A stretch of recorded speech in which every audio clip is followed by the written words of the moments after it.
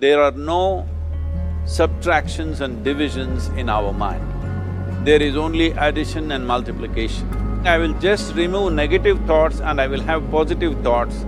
All the best, it's not going to work. It's just that you need to pay little attention as to how it functions. You will see there is a distinction between what is you and what you have gathered.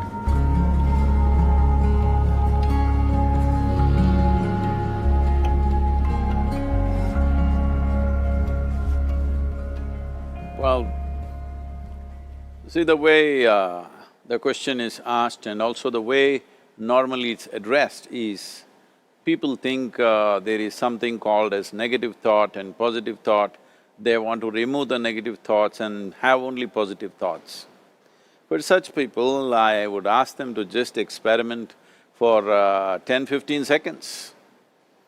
Let them forcefully remove one thought from their mind. For example, next 10 seconds, just don't think of a monkey.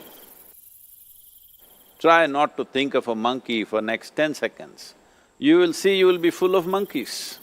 So what I'm saying is, this is the nature of your mind, because in this mind, all the three pedals are throttle. There is no brake, there is no clutch. Whatever you touch, it will only go faster. In this kind of mind, people have been taught from moral teachers and religious teachers, do not think about bad things. Well, since then it's been a full-time job. So there is no way you can handle the mind like this. This doesn't need any great enlightenment. If you spend 2 minutes with your eyes closed, you will realize you cannot do anything forcefully with this mind. So, I want to remove negative thoughts. Do not ever go in this direction, because what you want to remove will become your quality. Always you will be on it. So what should I do? The thing is this, without understanding the fundamental mechanism of this mind, because our mind, human mind, is the most sophisticated computer on the planet. Even all the supercomputers have come out of this. When this is the case, is it not important that we understand the mechanics of how it functions? One simplistic aspect of how it functions is, there are no subtractions and divisions in our mind. There is only addition and multiplication. If you try to do something with it, it will say one more. If you try hard, it will multiply into many more. In this mind, you don't try to identify what is positive, what is negative and try to remove it. First of all, one needs to understand, this mind of yours, this body of yours is supposed to serve you. The life that you are is important. Body and mind are vehicles that must serve us. If you sit in a vehicle, it must go where you want to go. If it goes to its own destination, what is the point of such a vehicle? It's just a nuisance. Right now, most human beings are unfortunately experiencing this fantastic possibility of human mind as a nuisance, as a troublesome thing. Well, this is the most beautiful thing you have.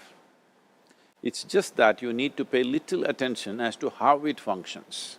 One simple thing is this.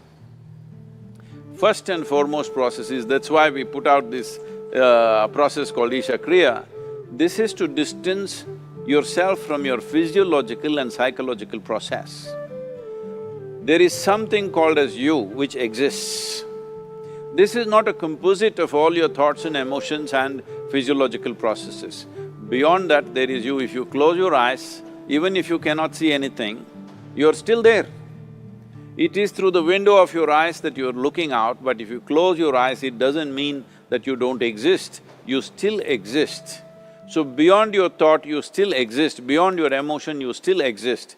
So that you, the life that you are, this has to come into your experience. Why is it that you're not allowing that to come into your experience, which is the most significant aspect of who you are? Who you are right now, the most significant aspect is, you and me are alive right now, this is it. What I'm thinking, what you're thinking is not the important thing. We are alive right now, that is the important thing. So, it is important that you focus on this fundamental sense of aliveness within you, and then you will see there is a natural distance between you and your thought process. Once there is a distance between your psychological process and your physiological process, this is the end of suffering. Because there are only two kinds of suffering that human beings go through, physical suffering and mental suffering. Once you create a little space between you and your mind, between you and your body, this is the end of suffering. This is something every human being has to experience and know, otherwise thinking I will just remove negative thoughts and I will have positive thoughts, all the best, it's not going to work 100%, it's not going to work because nobody can remove it, they can avoid it for some time. So when negative thoughts come, you say Ram Ram, Shiva Shiva, whatever you want, but this is just avoiding, it's not gone. The moment you stop that, it will pop back with great force, otherwise it'll come back in your dreams.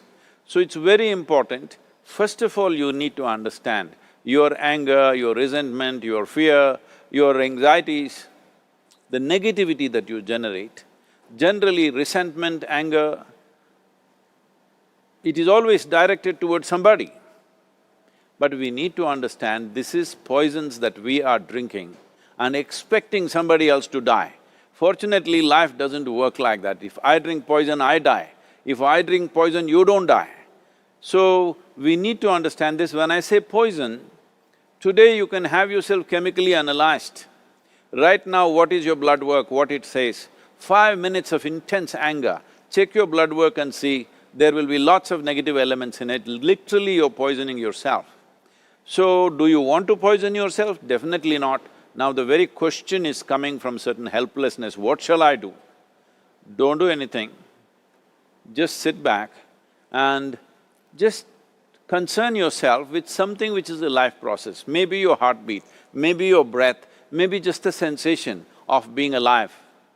Depending upon how sensitive or how perceptive you are, accordingly, find something. It could be a sensation in the body, it could be breath, it could be heartbeat, it could be anything, something which indicates life to you.